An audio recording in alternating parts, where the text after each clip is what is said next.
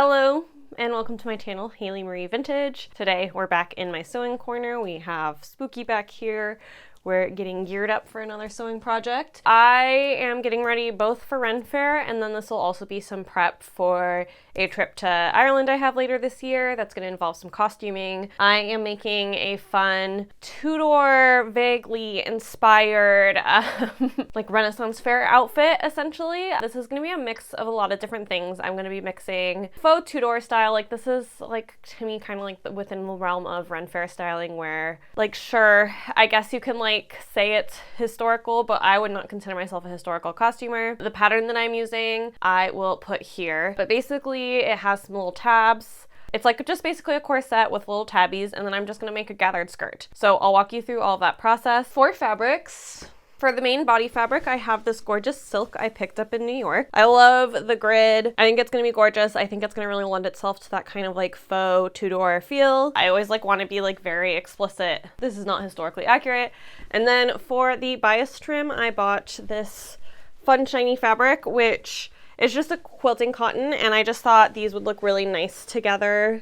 Since I'm going on a costuming trip, we'll be doing a lot of photography. So I'm just thinking about how the textures mix and things like that. That's what I'm making. I have not used this pattern maker before, so we're gonna see how I feel about that. It's been a while since I've made anything with this extensive of boning, so I'm gonna have to, you know, figure that out. Honestly, I think it should be pretty straightforward. The nice thing about anything that's like kind of faux corset-y is a lot of it's done in the lacing, and so you don't have to worry as much about overall fit. When you're going with this like kind of more bodice thing, not a proper corset. If you're making a proper corset, you really need to worry about fit, or it can be really uncomfortable to wear. But for something like this, it's not a worry. No, you can't sit on my mic. But with all of that, we're just gonna hop right to it. So first thing I have to do is tape this pattern together. Off the bat, this is the first place that I realized I was in trouble. This does not have a scaling place where you can check that you printed it the right size. So I'm just hoping that my 100% scale worked. And then I found it very confusing because the marks like it doesn't have like the borders and things that most patterns do. It was just very different and difficult to work with. So I ended up just deciding to tape these together the best I can and then tracing them the best I can. From there, I continued to cut things into my lining fabric, fashion fabric, and interlining fabric. All of these are needed when you're making some sort of bodice because you need it to be stiff. And then this fabric needed a lot of bias tape for the actual bodice, so I am marking all of my 2-inch lines to make my own bias tape with right here. Technically my bias tape thing says to do 1 7/8, but I just decided it would be okay if I did 2. Also, here's your reminder that I do have a Patreon where you can go and support me with a monthly membership. I make no money with this channel. In fact, I usually lose money, so I always really appreciate any financial support people offer. And if a monthly subscription is not the thing for you, you can always go over to Ko-fi and buy me a coffee. And for this bias tape, I did the continuous bias tape method because again, I knew I would need, I can't remember what the pattern read, but it was something like 18 yards or something like that. I knew I would need a lot of it, so I wanted to go with the continuous for the easiest thing. I had never done continuous before. It's really easy. Just Google it, look at the diagrams. I'm sure there's tons of YouTube tutorials, but that was definitely the way to go for a bodice like this. From there, I'm going to use my bias tape maker to make my bias tape. I know you can do it without one of these, but I would not recommend it. I think that seems really tedious, and it's still tedious enough even with a bias tape maker. Some of my friends have those really cool at-home machines, but I don't make bias tape often enough to want one of those to like have to store it, but it is kind of cool. And then after getting my like initial bias like single fold, I need it to be a double fold, so I am just folding it and ironing down. I've gotten so much better at this. I remember the first time I made bias binding, it felt really, really hard. Just remember, practice makes perfect, and sometimes it just takes a while, and the prep for this was quite intense. This is now where I hit kind of my second trouble with the pattern, is there were no notches. So when sewing together a princess seam, typically they give you a notch on the top point of like the bust curve and the bottom, so that way you know where you need to really actively ease. This pattern didn't have that, so I just kind of had to guess I also feel like not having these notches is really hard for something that has so many layers, because you're likely not easing every single layer the same way, the way you would if you had those notches. But here I am doing the fashion fabric and the interlining as kind of one. I am just putting in the bias tape according to the directions, which was just to do the sides and middles, which is really easy because that's just straight. I was not excited to figure out the mitered corners, and I didn't have to yet, so that's always, like I said, a win. One of the big things I've learned throughout the years about bias tape is it's best if you cut down that seam. I use pinking shears because I feel like the jagged edge makes it so you're less likely to see like a clean edge, especially with all the pressing you're gonna do for this. But yeah, I definitely always recommend you cut down your seam here, because it will make your bias binding look a lot nicer, because it doesn't have to actually like cover any surface area of fabric that's bigger than it. And I did have to switch thread colors a couple times for this project. Here I am top stitching with black thread. I'm using a like blue grayish thread for the rest of the project. And then once those are done, I am doing the neckline and the armholes. Again, here I am cutting down the seam allowance. I think this is especially important on curves. I still don't feel like I've gotten that perfect no twist in my bias tape curve look. However, I will say pinking the seams like this has definitely helped. This was a lot of layers for a pinking shear though, I will say that, so this was quite hard on my hands. I am so proud on how much my binding skills have grown. I used to be completely intimidated by this process and never very happy with how my binding turned out, but here I think my binding turned out really quite well. I still have some more things to learn, like how to finish it, especially on some of the angles that this piece has, but overall I'm very proud of my work and my growth. And I am going to just use zip ties for the boning here. Another thing that was not my favorite about this corset pattern is the instructions, just instead of having the boning be marked on the actual pattern, it gives you like a number to sew down, which worked fine. I think it was like 3/8 or something like that, but I found 3/8 didn't actually end up wide enough for my rivet, so I think I went with 4/8. But yeah, I would typically like a boning channel to be marked on the pattern and not just like a mathematical calculation. And a big part of using zip ties is filing. I just have all these little nail files from all of the press-on nail sets that I get, so whenever I need to do some filing, I just pull one of these little guys out, use it, and then throw it away. Here, I'm just making a guess on the grommets. So this is like two pieces that go together. The pattern calls for 54 grommets, but it does not tell you what amount are on each strip, and there is no mark for the grommets, so I just had to, again, make my best guess on how to space them. I have to say, I feel like there is almost no actual details or instructions on this pattern, and a lot of this is me doing math myself to make the pattern work, which is not my ideal. Here you can see I mathed wrong, so I'm trying to just kind of like soften these marks and remark again. But yeah, didn't expect to be doing so much of my own self-drafting work here. But once I'm satisfied with how far apart each one is and how everything's working, I'm gonna use pins to go all the way through to mark the other side and make sure it is a mirror image. And with the bones in, I can sew up the binding on the bottom. I did hit the bone with my needle a little bit, but it was fine because they're plastic. But yes, I do forget about the kind of general more hazards of making things with boning in them. That's like not just sewing boning. And it is now time to put in the gazillion of grommets this project takes. I think in the future I need to be more mindful about maybe not having side lacing, because this punch tool does work a lot better than past punch tools I've used for my hands, but they did still take a good amount of work with my hands. But I will say putting in the grommets was almost unbearable for my hands. I am still paying the consequences for this, and it has been a full week. My hands are still sore, my hands still hurt. Do have a connective tissue disorder that impacts my hands, so you probably won't have that problem. But this does have me thinking that if I want to continue to make bodices like this and need this many grommets, I might need to invest in kind of the like bigger hold down like one on the table, because I have also tried the hammer one and that impacts my hands in a different way, and I'm not able to get a result that I like enough. So this is the way I did it, and I did actually do this over 2 days. I knew I couldn't do this all in one day and have hands that work enough to finish this project. So after this, I tried to use the guides on the patterns for the width of this, but they weren't consistent with the instruction said. The instruction said that it should be 2 inches,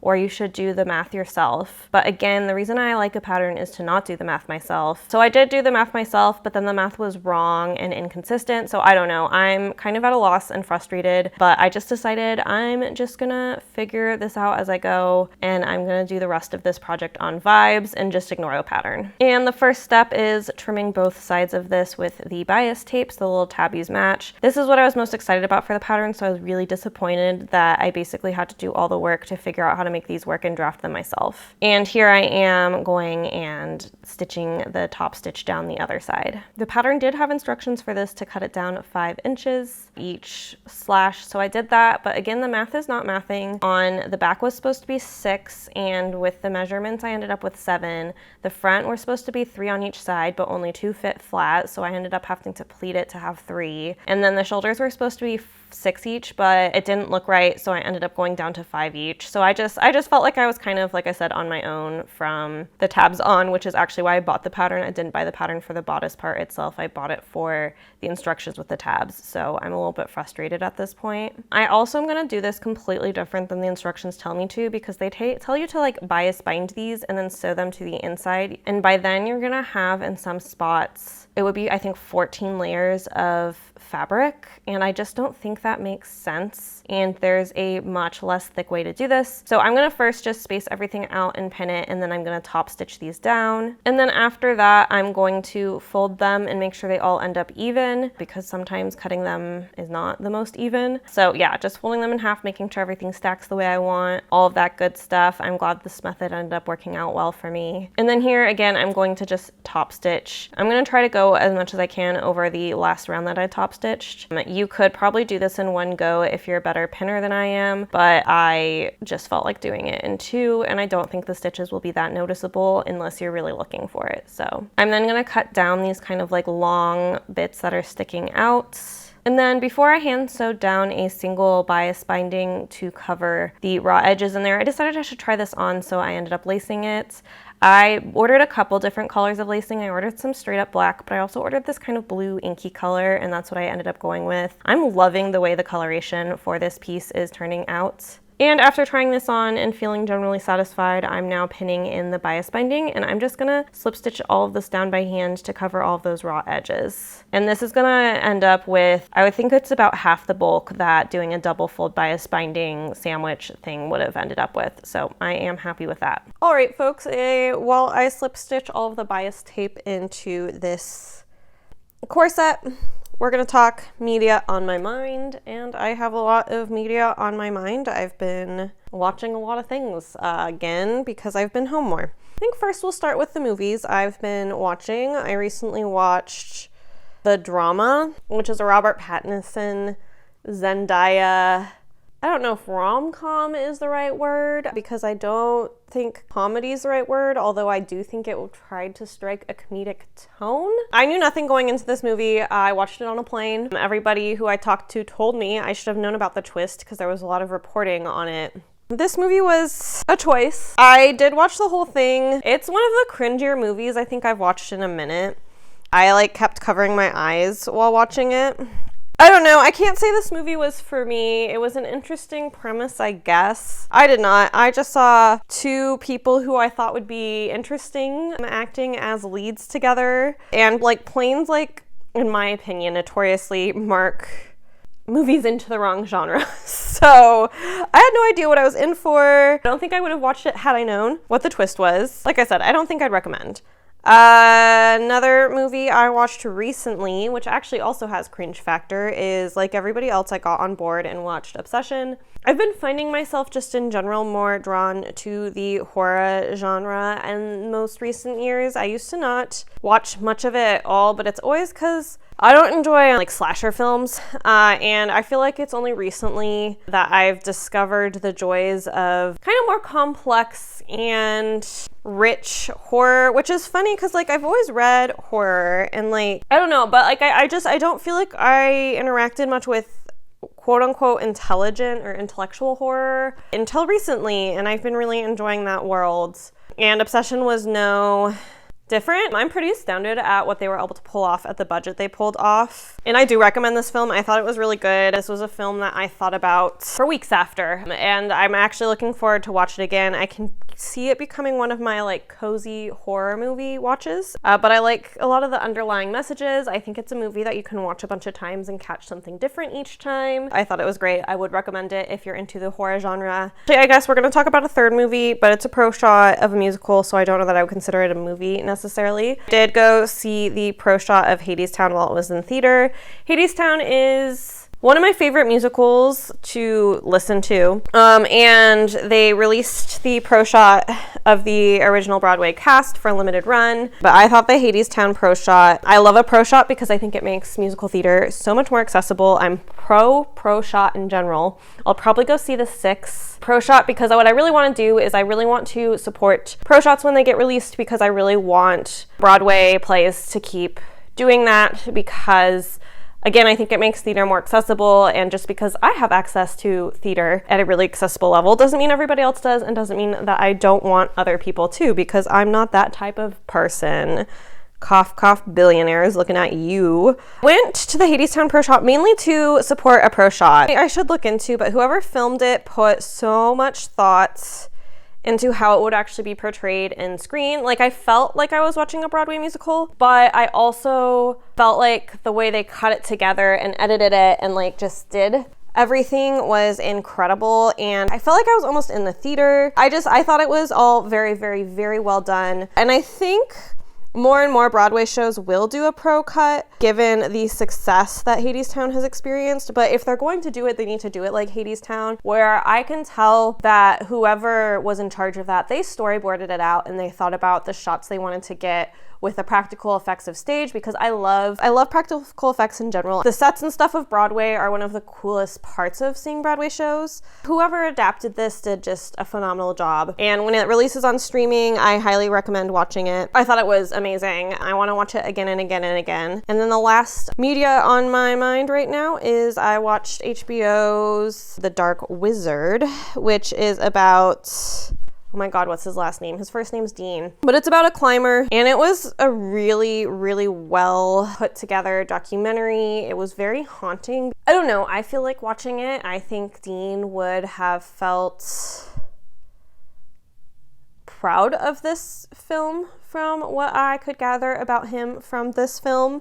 Like, I don't think it was demeaning to him. I think it was a really honest depiction of him, and I mean, I'm sure that would have been really hard to watch. It was also just like such an interesting dive into really niche subculture, which I love, the subculture of climbing and kind of adrenaline junkies. I have been friends with an adrenaline junkie here or there in my life, and they really live life very differently. So I thought this documentary was phenomenal. I still don't know what I think about this guy. I went through different parts of the film thinking, wow, what a jerk. And then other times, really seeing the humanity. I just felt like they did such a good job portraying a, ultimately I would say probably problematic person. But I don't know that I would say, I think he was a bad guy. It was very complex and nuanced, and you guys know that's what I love in a documentary.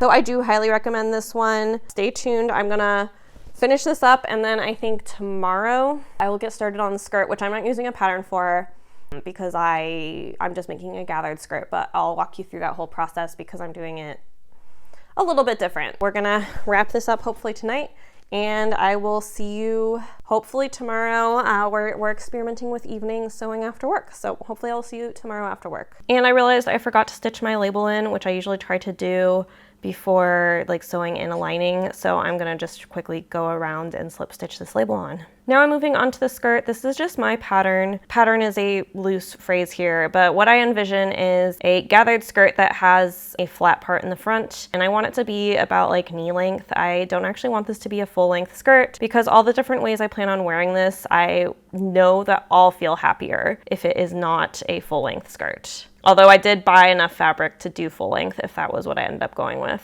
I'm just using the gridded pattern as my guide, and I know that I like my skirts about 28 inches long, so I'm gonna cut 29 to give myself a little bit more wiggle room. And I'm gonna do 3 panels. I'm gonna do one that's all the way across. This is 52-inch wide fabric, so that way I won't have to worry about French seaming the side seams because that's where I want pockets. And then I will cut up the middle of the back panel to make that 2 panels because that's where I'll stick the zipper, and I will French seam there. Because this fabric's very, very frayy, which it's a specialized silk, so that's not shocking. I also know I like a little bit more than an inch wide waistband, so I am cutting a 3-inch wide strip of fabric. And today I'm going to try a new pocket pattern piece. So typically I have used a pocket pattern that doesn't anchor at the top. I find this actually quite annoying in a lot of projects because I feel like my pockets just like loosely flap everywhere, and the weight of my phone is more likely to actually like pull the whole skirt down. So this way combines kind of both a one that goes up into the waistband as well as one that hangs to give me enough room to stick my phone in. We'll see how this actually works in practice. Here I'm working on the back zipper area doing a French seam. I've sewn these together with a 1/4 seam allowance, and then I am pressing them to enclose, and I'll sew it again with a 4/8 seam allowance.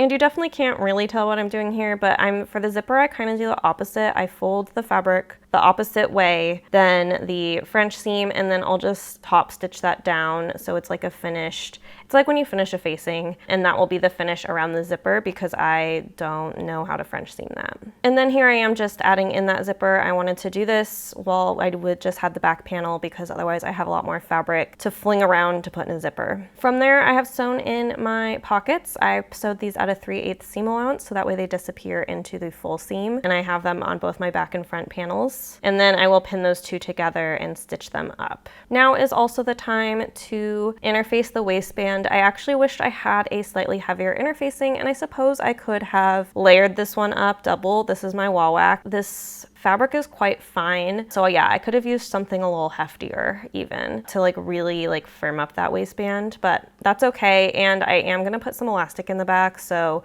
lighter is better, I suppose. And then I'm putting in the gajillions of gathering stitches I need. What I have done is I've measured 5 inches in the center front to leave completely flat and ungathered. So that is the only section I'm not gathering, but otherwise I'm going all the way around the skirt, stopping at the seams because you only want to pull so long on your threads. And I've been experimenting with adding elastic to the back of my skirts to give me a little bit more flexibility and fit. It's hard to see what I'm doing here, but I've cut a 2.5-inch piece of elastic. I'm going to sew it in one line that's about a 1/2 inch from the closure, and then I'm going to stretch the elastic, and on the other side I'm going to sew, so I said the elastic was 2.5 inches, so I sewed 4 inches over, and then I'm going to stretch it out, sew down along the bottom to close the whole channel, and then that will tighten the skirt waistband while also giving me flexibility to eat and have some weight fluctuations. And now I'm getting so close and it is time to hem. I am starting by just a simple single fold. This, you can see how frayed this silk is. This absolutely has to be a finished edge. There was a reason with my skirts, I was really particular in making sure I didn't leave any raw edges. This is not something you can pink your way out of. And my last thing is to slip stitch this as well as the waistband all the way down. This was such an enjoyable fabric to slip stitch because it's so lightweight and like just feels great on the hands compared to some of the other stitching I've been doing recently. And then all I have to do is add in a hook and eye, and with that we are ready for the reveal. I am so excited for you to see my final Tudor inspired look.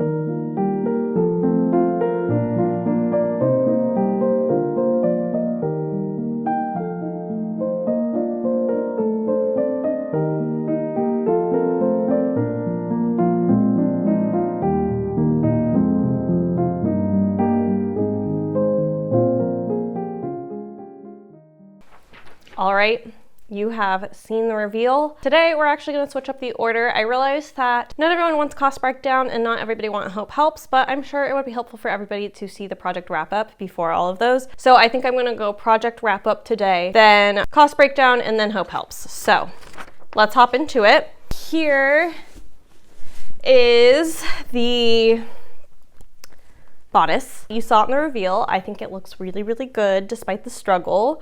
and I'm really happy with how it ended up. I don't think I would really do anything different. I think I did a pretty good job given what I was working with pattern-wise, which I guess let's talk pattern. I hate to talk shit on a small business, but this pattern cost me $18. And there's certain expectations I have of a brand that's charging that for a pattern. This pattern, when I bought it, did emphasize it's only one size. You can only print it on 8.5 by 11 paper, and that it's hand-drawn.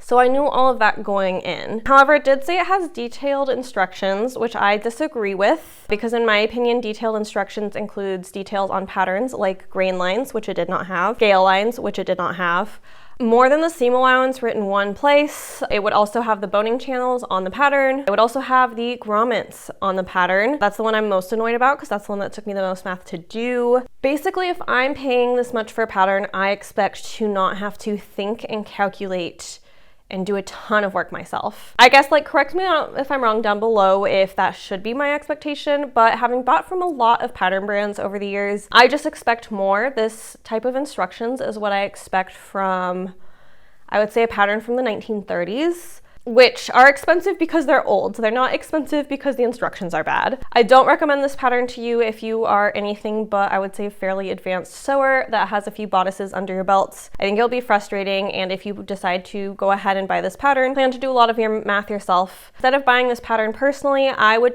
find a bodice that you like, and then just use the method that I told you guys about to attach the tabs and do the math yourself, because you're gonna have to do the math yourself with this pattern. And I went through and read the reviews. I don't usually read tons of reviews on patterns, which I think I will in the future read the 1-star reviews more, because the 1-star reviews all mention all of this feedback, which is why I feel comfortable like blasting it, quote unquote, on my channel. I try to be really mindful about how I speak about small businesses. I don't want to ruin anyone's life or anyone's business, but I do think at this expensive per pattern, especially a print at home pattern, there is an expectation of a certain level of directions, and this seller has been given all of this feedback in their reviews. And instead of taking this feedback, they leave snide little comments. So I don't feel that bad. So I personally would not recommend this seller. Maybe she's improved her patterns, but this is definitely a buyer beware pattern company. I know we love faire costume stuff. I'm very unhappy with what I paid for this pattern, and I was like thinking about it. I'm like, what would I have been okay having paid for this pattern for? I think if I paid like $6 for this pattern and this was the amount of instructions I got, I would be happy. And I think that's where I stand. And like, I don't expect anyone to work for free or anything like that, but I do expect if I'm gonna spend my hard-earned money that a pattern have just certain basic things like grain lines, I guess. Like, I feel bad, but this pattern made this project a lot more frustrating and difficult than it needed to be. Again, I will say it came out, it looks really great. You can absolutely get where you need out of the pattern, but it's only because I've made so many bodices over the years and just have a lot of like figure things out pattern things. For me, once I get above like, I would say $15 on a indie sewing pattern, I just expect a lot more. Feel free to comment. Do you agree? Is my expectation unreasonable? Like, where do you sit if you are paying $15 more for a pattern? I will also say, typically if I'm paying $15 or more for a pattern, I expect to get the full size range, or at least like small through medium or small through large, and then there's the plus size range. But like that I knew going in, so like I will not critique that. I just think like the detailed instructions were not detailed. One for grommets said, put in grommets. Okay, said that I need 54 grommets. How am I placing them? How many on each panel? Like, even if the instructions had been place grommets 3/4, which is what I ended up doing, 3/4 inches starting at the edge of the binding. Like, if it had just been even a little bit more and given me some of the measurements I needed, I would have also felt different. Another example of the instructions being bad is one of the instructions said to cut the tabs 2 inches wide if you were size extra small, and then you scale it up from there. I did the math to scale it, and the tabs didn't work out, and I ended up having to pleat the ones along the bottom to make them fit to have all 3 there. And it looked a little weird with 2, so I did make sure I had all 3. I just didn't feel like the tabs that I made were correct. And I guess, like, full disclaimer, I have not messaged the seller on this because reading her replies to people's reviews, quite frankly, I don't feel comfortable messaging this person. She gets really mad at people for leaving 1-star reviews for, again, I think reasonable things like expecting grain lines, markings of grommets. And again, I just think a pattern should, at base, a pattern that you're putting at home, have a scale marker. And then she also derogatorily uses the term international buyer who doesn't speak English a lot, and I don't like that either. I would just say buyer beware, and I should probably not rant about it anymore. I just was so frustrated, and like I said, I'm super happy with my product. I just, like, in good faith, could not recommend this pattern to you. I would not want you to spend your hard-earned money. If you live in the US, that is 2.5 hours of minimum wage work. And I would feel terrible if one of you were to buy this pattern because you watched this video. So I guess, like, this is me being honest, even though I feel a little bit uncomfortable about the whole thing. I guess I should finish my final project thoughts too. Like I said, very happy with the bodice. I have not been able to wear this all day. I'll wear it all day in a week. So maybe I'll try to remember to do a short to check back in. The other thing that I made using this was the skirt. The skirt is not my fave. I don't think the gathering turned out great, which is on me. The skirt is totally on me. This is my own pattern. I forget that with silk you have to be really particular in how you gather. So if I was to do this again, I would run it through my smocker, which would keep all the rows even, and then I would actually just leave that in there because I just felt like it got too poofy at the top. Also think even with elastic, I made it too big. So I think it's gonna slide down, but we're gonna prove that next weekend. Oh, and then I did want to note the blouse that I'm wearing in the reveal is just a simple blouse that I thrifted, that its origins are for Old Navy. So you can find really fun fantasy pieces out at your basic stores, out at the thrift. With all of that, we are going to move into the cost breakdown. Alert, this was expensive. I made it with silk. So the silk that I bought was $25 a yard, which is actually a pretty good price on a silk like this. And I had 5 yards of this, so I spent $125 on the silk. Then also bought the fabric for the bias binding, which I felt conflicted on whether I should put that in notions or in fabric. But since I bought it as fabric, I put it in fabric. And that was $34.49. And then I spent about $15 on all of the various lining fabrics, which brings me to a fabric total of $174.49. As far as notions, between the zip ties, grommets, thread, lacing, there's a lot of notions with a project like this, so those all came out to $38.40. A majority of that I would say went to the grommets and the lacing, and then the pattern $17.68, which means my total cost that I spent on this costume is $230.57. That does feel pricey for me. However, these are specialized pieces. I've dreamed of these pieces. I've thought about these pieces a lot, and I know I'll get wear after wear after wear. I have bodice. Actually, honestly, I would wear this whole look, as you saw in the reveal, to work. People are used to me. They know I'm eccentric, so I could totally wear that to work and feel perfectly normal. Like I said, I'm wearing it to Ren Fair this year. I will also wear it to the costuming trip I'm taking in Ireland. I will also likely wear this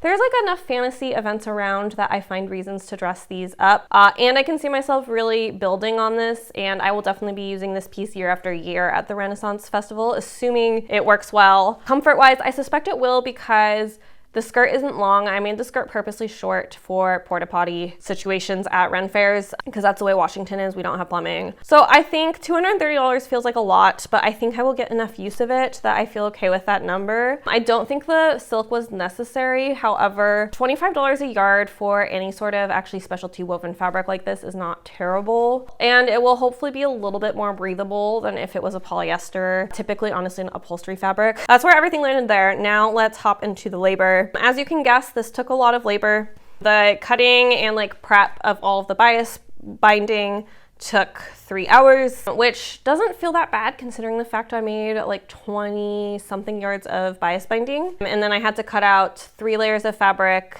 plus the skirt fabric. I don't know. I don't feel like that feels that bad.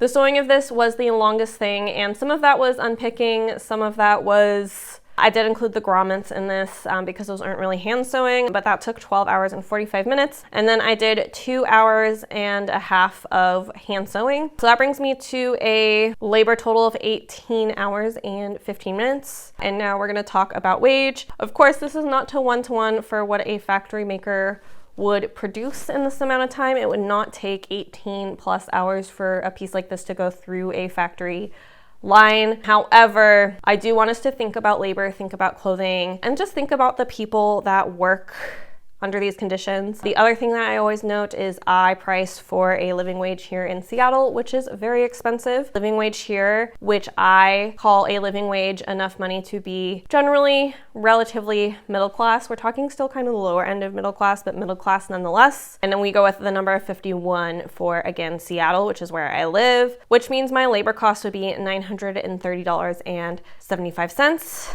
And then with all those totals, I would need to sell this costume at $1,161.32 to make my money and labor back. So that's quite expensive, right? Like, I actually don't think $230 feels unreasonable for a custom costume. In fact, I think that feels quite cheap. Once we get to the thousands, it feels a little bit more wild, but of course, like I said, a more experienced seamstress or a factory production line is gonna be able to do this much faster than I can, especially as a disabled person in my own home. But that is it for cost breakdown. I can't wait to wear this years to come. I feel very, very pretty in this, and I feel like I can accessorize it so many ways. I could go more kind of like knight-ish with it. I could also go like very, very girly princessy. Like I feel like I have a lot of options here. For the last segment, we are going into Hope Helps, and I'm feeling so hopeful these days. I think it's been a great primary election. I'm gonna like asterisk this because we all know how polls did for us in 2016, but a new Reuters poll, it says that voters prefer Democrats over Republican on economy for first time in a decade. That's a big deal because the number one thing that people vote on is the economy. Another thing I feel that makes me feel hopeful is Mitch McConnell is missing votes. And there's been obviously a lot of scrutiny on him being gone. Obviously, I have a lot of thoughts about him being able to just take a leave like this and not do his job and still collect paychecks. And that is not a right most Americans have. I do think there is the positive of he is missing key votes. The article I'm going to specifically link to you is an agricultural bill that would put further scrutiny and cuts on SNAP, that because he missed, it didn't go through. Because he's such a senior Senate, he's on a lot of committees. So if he's not there, that can really very much make it really hard for Republicans to further pass things that are going to be bad for a lot of Americans. So I think it's great, and I hope he keeps missing votes. Another thing I wanted to talk about, since we are in election season, everybody has primaries. There's a lot just in general. One is, oh my gosh, I think it's Michigan. I did not write this down, which I should have. There's a candidate who he ran, and Democratic Party, like the establishment, and who I would say is the like corporate part of the party, put $60 million into the election against him, and he ran on Medicare for All, and he still won. I think we're seeing a real surge in working class voters, which just gives me tons of hope. I just think across both aisles, it's very clear to both parties that their politicians are bought by corporations and don't do anything good for the common man. So it's great to see established Democrat lose, especially ones that are funded by AIPAC. I love to see AIPAC like waste their money. That was something that gave me hope in this. It does seem like people are just more open to the idea. I think in some ways the World Cup opened people's eyes to the type of rights that other countries have. I think we're like the only country in the world that doesn't have some sort of like medical care for all. We also are one of the only developed nations without a mandated pay leave. I believe Bernie Sanders just introduced something to the House to guarantee 2 weeks of paid time off for all Americans.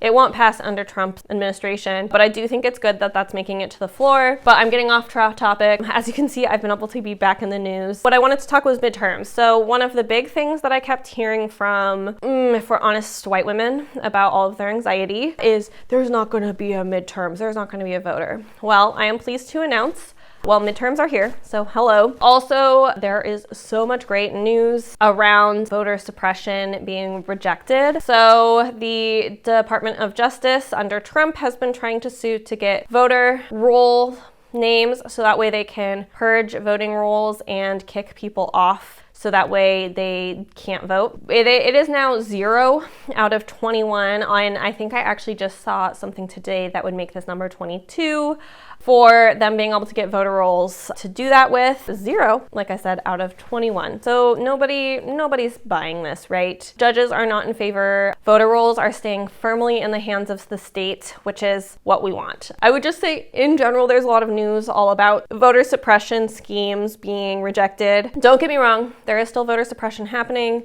It always has been happening in this country based on race, right? And it will continue to happen based on race. I think that was one of my most frustrating things about the fact that I felt like I was hearing there were going to be no midterms from a bunch of white women is, yes, you can tell me the SAVE Act, but the SAVE Act is not realistically going to pass. And at the end of the day, they want white women voting because guess who voted for Trump? White women. They're not trying to suppress white women's votes. They are trying to suppress non-white people's votes, like this country historically always has. But in general, these grabs aren't working. A great example of this in Texas, there was a big voter outrage because they removed half of their polling stations, which this is a big deal for so many reasons. I even think about how in Seattle there was a lot of controversy when they removed one of the ballot boxes downtown, and we even have mail-in voting.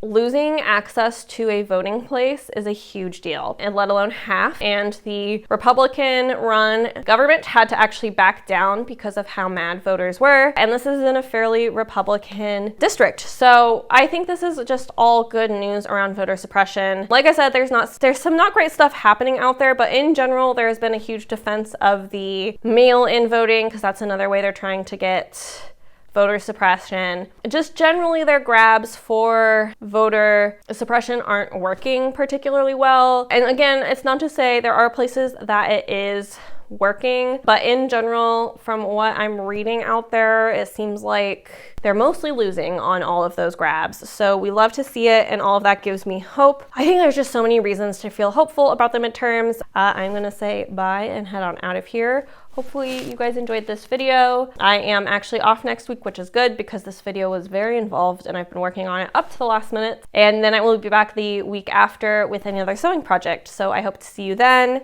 And as always, you can give me a thumbs up and comment down below. These just help me within the algorithm. If you're still here, definitely subscribe and stick around. You've made it through a long video, so I think you like me. And of course, you can go over and support me on Patreon if you desire. I do a monthly membership for $5.50, and you get access to polls to weigh in on projects, as well as access to my videos on Monday instead of Friday. But as always, take care of yourself first. I am okay financially. I just always appreciate the support. Yeah, I'll see you in a couple weeks. Bye.